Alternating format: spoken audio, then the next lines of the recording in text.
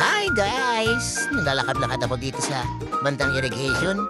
Kapahangin, umiikot ng sariwang hangin. Nang biglang may nakita ako dito, nakachamba ako. Swerte lang siguro. Ito guys, papakita ko sa inyo guys. Isang aquatic plants. Bigla na lang tumubo dito sa saringan. Sa ilalim ng saringan, medyo moist kasi dito eh. Ito kakatapos lang ng ulan to guys oh. Isang goto cola. Isang centella asiatica. Yan, tingin ko Centella asiatica talaga to eh. Yan siya guys oh, ayan oh. Ang dami na dito, tumubo lang siyang pusa oh, mamuis kasi dito eh. Ayun, ang dami niya. Bisa uri ng damo, alam ko talaga goto cola to eh. Ginogil po siya. Lumabas Centella asiatica. Meron na akong panglagay ngayon sa aquarium ko. Mamaya ilalagay ko yan. Nakita ko dito yung anak ko. Yan, kapakain siya ng alaban ng baboy, nililinisan niya yung kulungan ng baboy niya.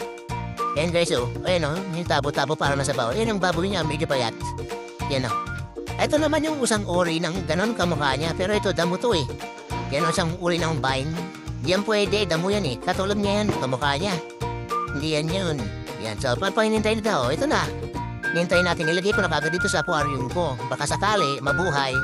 Kaya update ko kayo. Alam ko talaga yan, asiatica yan eh. Yan, so bagong kong setup. Yan, cross finger sana. Mabuhay siya. Ngayon lang guys.